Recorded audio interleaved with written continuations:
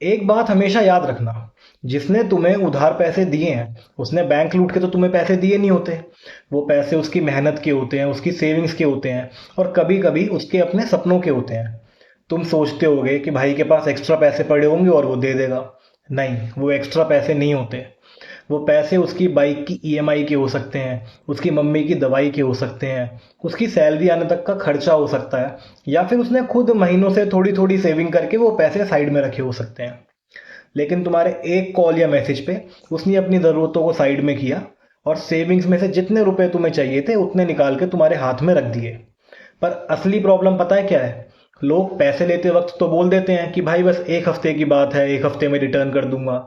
और फिर क्या होता है? फिर एक और हफ्ता, फिर एक महीना, फिर 2 महीने, और जब पैसे मांगो तो भाई तू भी क्या इतनी सी रकम के लिए दोस्ती खराब कर रहा है?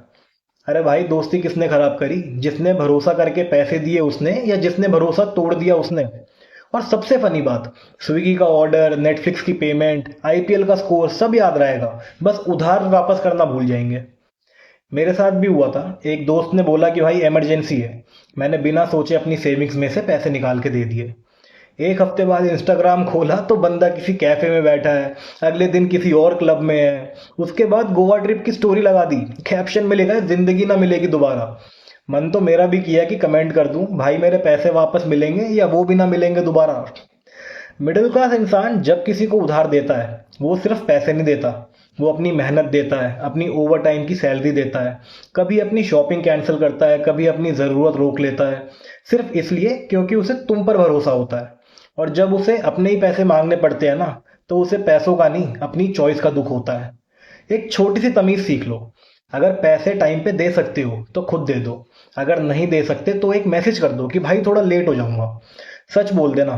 लोग डिले माफ कर देते हैं, झूठ और गायब होना नहीं।